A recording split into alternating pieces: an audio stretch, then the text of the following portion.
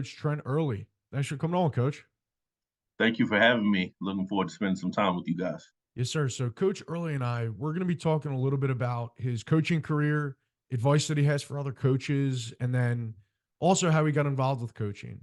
So just a little bit of background on Coach Earley. He is the assistant head coach at Valdosta State, which is in Southern Georgia, and also wears a lot of different hats, as we were just talking about. So I'll let you explain it, Coach. So can you just share with the audience about your career? Yeah, so here at Valdosta State, I'm assistant head coach as well as a special teams coordinator and linebackers coach. And kind of what we'll get into today, one of the things that I think is imperative for young coaches and trying to move up in the profession is trying to find roles that make yourself invaluable to the organization. And I think I've kind of worked myself into that because, special teams, everybody kind of shies away from it. It's a lot of work to learn, but once you get it, you kind of got it. I was fortunate enough to just dive right in because I was just looking for a role and a way to stay in the profession and continue to grow and climb. Very cool. So going even before your coaching days, did you play football anywhere? Yes, played football. Everybody around me, everybody I know are coaches. My aunts, uncles, dad, everybody coach. So sports in general have always been a part of my life, and I had the opportunity to play college football at Texas Southern for my current head coach, Tremaine Jackson, Really cool. for a couple of years, and then finished up at Southern Arkansas, and really seeing that program turn the corner and take the next step while I was there. Nice. So what's that like playing or coaching with your former head coach when you were a player? I give him a hard time. I caught him when he was about 23, 24. So just seeing him continue to evolve and mature has been really cool because when you're younger, you're a little wilder and your antics are a little different. And just to see his total development and the way he can relate to the players and reach them as well as he did with us. Like he was the first coach that was willing to save me from me, and that still holds true today. Even when we recruit, um, our program is based off relationships and empowering those guys and um, just helping them grow.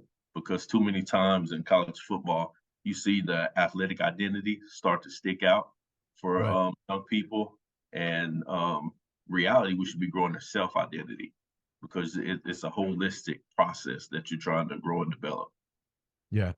And the really cool thing about this podcast and just football in general, talking with coaches, is that what I've found from, obviously being a former player myself and coaching youth football is football and sports, it's the perfect microcosm for life and it's the perfect life teacher.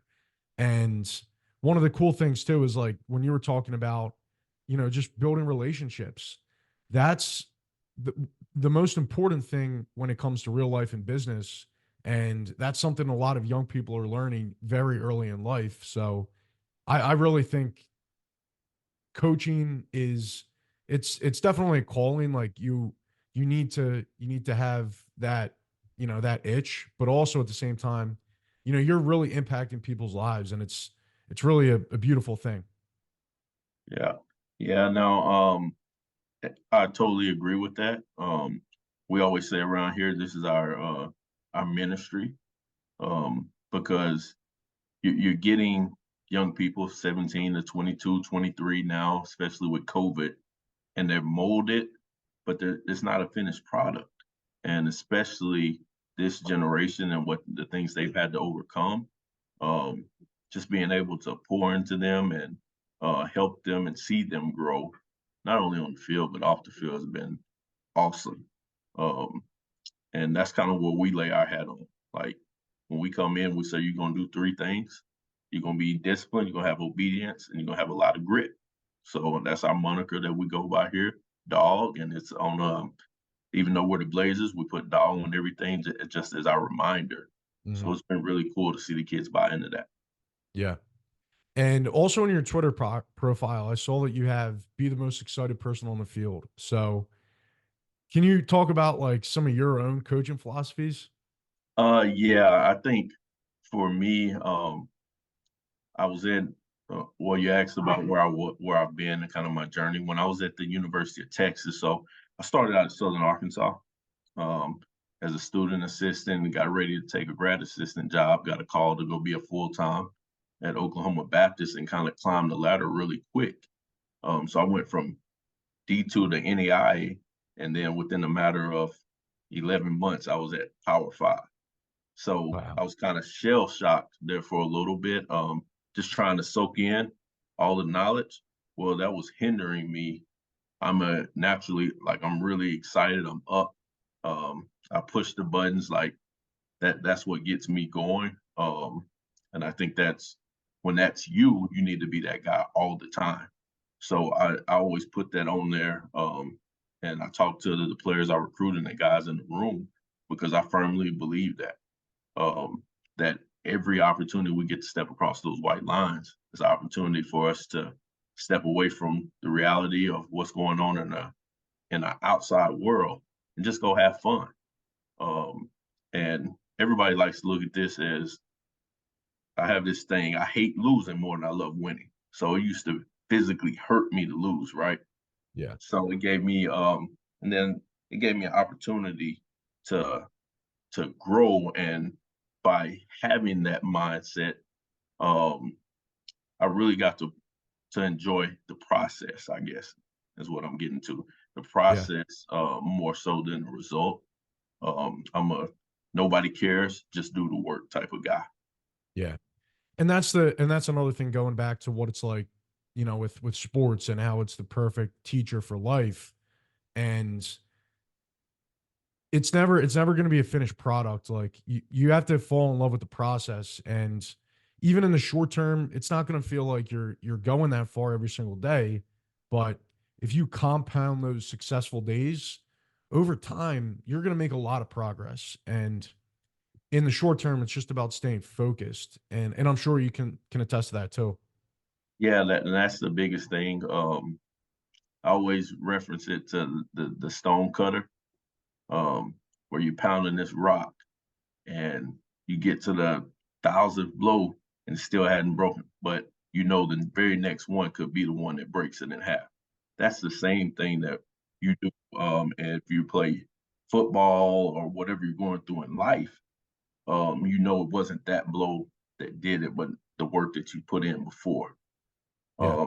And that's kind of that's my mindset on it, and that's what I try to preach and teach these guys.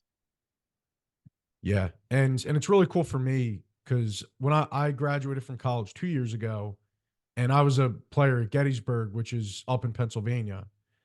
And so I always wanted to be involved in sports, whether it be coaching or whatever. And when I was a senior, I got this opportunity to start this business, which is what sponsors the podcast. So, anyways, just learning from that, from my experience as a college player, and then applying that to the business world, and just knowing that it is a process. And even though I've been doing it for a couple of years, I'm not where I want to be at, but you just have to stick with it. And it's just like football. I mean, it's really a cool thing to be a part of. Yeah, I totally agree because I venture to say if you went back and watched some of your early episodes and to see where the growth that you are now, you could see how far you've come. And I think sometimes that's what we need to do, just so we stay in tune and with the process and the way we're going, because there's going to be ups and downs. You're going to question some things at times, um, and you hear people tell you, "Hey, you're doing a really good job," but it doesn't really resonate in you because deep down you still have that competitor and you're chasing perfection or being the very best that you could be. So, what are some things, or how can I view that and see the growth and say, "Okay, I am getting better. This is what I need to work on." You can't be afraid to have that moment. Yeah. And somebody that I follow who some of the audience might be familiar with, his name's Alex Hermosi, if you're familiar with him. I've heard the name. Yeah, and one of the things that he talks about is for what for just successful people in general, you're never satisfied. And And that's the thing, like, you have to have that balance between never being satisfied, but also, like, understanding understanding that the work that you put in is for a reason, and you are making progress in the long term, but in the short term, just grind, and like you were saying, like, nobody cares, work harder, and that's something that, it might sound a little cheesy, but it really is true. Mhm. I think that's something that, um, I myself struggle with the never being satisfied, because I do have that mentality and I do apply it in many areas of my life. You never quite get to enjoy the small victories. Like I remember winning the playoff game this year, the first round, and saying, okay, walking off the field, enjoyed it for 10 minutes, walking off the field. Okay, who's next? What do they Yeah. do? And you never got that opportunity to enjoy, because I'm always carrying on to the ready for the next one and Right. preparing. Yeah, So and that's the balance you have to find. I mean, that is a good way to be. Like, yeah. you just So have to be that way. yeah. But no, man, it's I've definitely had quite the journey. I think it's been a little different than most people, especially in this profession. You know, my dad was a coach for over 40 years, and just seeing him, had some health struggles, and him getting up and going to work every day, I think helped mold me. And I work for some really good coaches, Vance Bedford, Brian John Marie, Charlie Strong, all these guys, Jay Thomas at Northwestern State. I got a funny story with him. I remember getting the FCS. I left NAI, went to FCS school, Northwestern State in Louisiana. And the first day there, he grabs me out the office like, "Hey, come on, we got some work to do." So I'm thinking, "Hey, well, I don't know what we're doing," but we walk downstairs. He hands me a bucket of paint and a brush. And he said, "You start on that side, I'll start on this side." And that told me, like, hey, you're the head coach at a Division I school. You never can outgrow doing the small jobs. You have to Right. be the example. Yeah. And one of the podcasts I recently recorded, we were just talking about, doing everything right, and, like, going all the way back to, making sure the locker room's clean after practice and after games.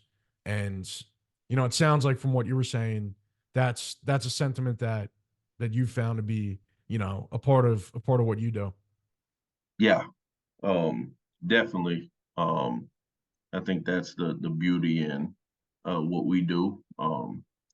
The college football world is changing, man. If we're brutally honest, and everyone doesn't have to go the old school route Yeah. of starting as a young coach and kind of growing in it. But with that, I think it's great that some people get opportunities right off the field, but you miss a part in development that ultimately is going to come back, and you're going to have to develop at some point or another. Right.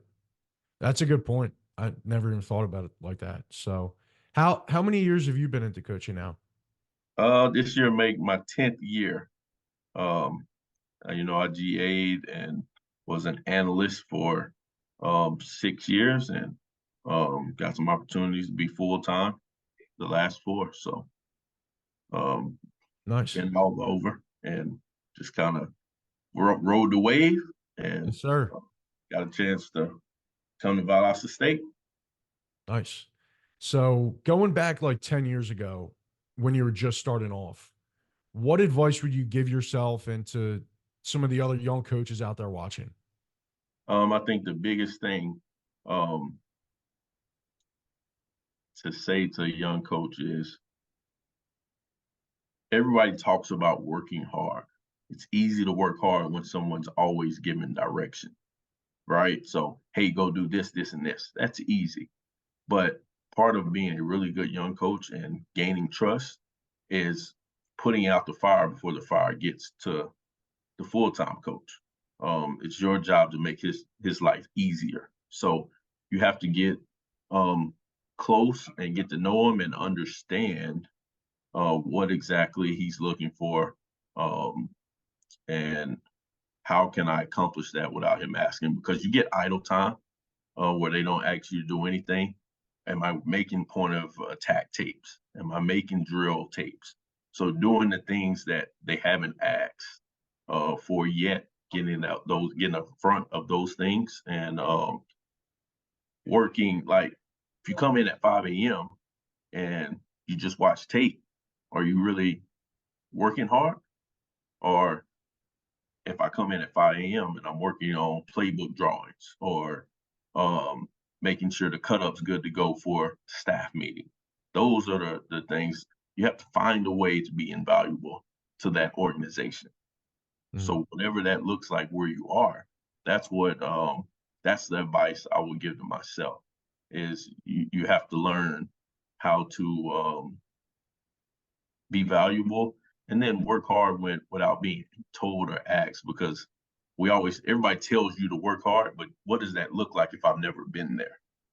Right. So I think there's a part that, like for me, so how I figured out what it was is obviously I got there, and for 6 months I did nothing right. I would do what was asked of me, but it was never what he was looking for, and I didn't understand. Well, the problem with that is I was doing just enough because that's what he asked for. I wasn't putting my best foot forward every day. And then when I realized that, I worked, I started going to every camp to get on the grass and continue to perfect my craft, as well as talk to every young coach or coach I could get on the phone. Like on Tuesdays, I would email these guys. On Wednesdays, I would call these guys. On Thursdays, I would text these guys just to get information on what their organization looked like and what they were doing and applying on their team. Um, so what could I bring new? So just trying to be innovative and creative at all times, and finding ways to just to catch someone's attention that could be used. How can I better the players? How can I reach them? Um, and that's my advice is how can you what are you going to do to be invaluable to that organization? Right. That's awesome advice from somebody who's a pro for 10 plus years. So for anybody watching who's just getting into it, listen up. So any last words, coach, you want to share with the audience? Um, yeah, man, I really appreciate you guys having me on, and hope that my messaging can reach one person that's searching, because at times it's going to be a really hard road. There's a lot of coaches out there that's trying to climb up the ladder, and sometimes we just gotta put in the work, learn. Don't be afraid to try new things. Like for me, this past season, I used. I apologize. Um, I used the AI PowerPoints to reach some of the guys. Like you have to. This is a generation, a Snapchat generation. What can you do to reach them? Um, and that's being innovative, keeping them interactive. Right. They don't want to sit down like the old generation and just watch tape. Get them up, get them moving. Don't be afraid to get outside your comfort zone to reach your players. Yes, sir.